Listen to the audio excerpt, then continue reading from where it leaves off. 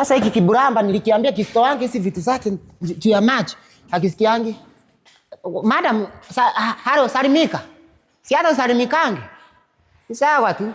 Mjifanye tu venye mnajifanyanga hapa mtakangu kusalimika. Takuja tu kunipata. Hii maji ya leo acha kwanza ikase hapa.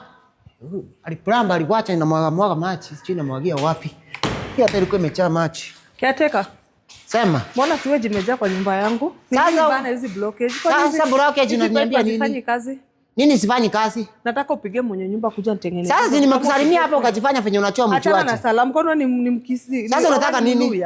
Unataka nini? Sio ni mkisi. Shida iko wapi? Salamu achana nazo. Fanya hivi.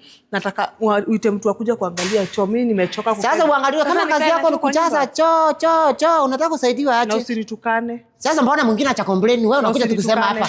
Sijakutusi, nimekuambia tu ukweli. Fanya kazi yako pole. Tafuta mtu akuja unblock hiyo choo. Hiyo choo yako wewe. Maji bado ifiki juu. Sasa unatumia gazeti, unaanza kutuambia choo imeblock. Hata wewe situmana, toka hapa. Usinitukane. Si unatumia gazeti? Usinitukane. Mimi sijakutusi. Mbona wengine wacha complain? Nitie mwenye nini? Mwenye ploti basi niongee na yeye. Upigie simu. Sina namba yake, si unipatie. Mimi nitapigia simu na wewe. Siko na kielele ya kusema tupigie mwenye. Wewe mpigie simu. Hebu kuwa serious. Nataka na choo kwa nyumba.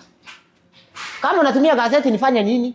Mkiwaambia mtumie tissue mnakataa. Toka enda. Nimekupatia 2 hours. Ukuje unblock. Mama kinakaa tu mfungwa. Hiki hata ni kama kimetoroka chera. Unatumia gazeti na huku watu wanatumianga tissue. Enda na huko, usilete makelele yako. Choo yako block, pigia landlord. Mimi si wenu. Acha hata nitoke hapa niende kwa nyumba.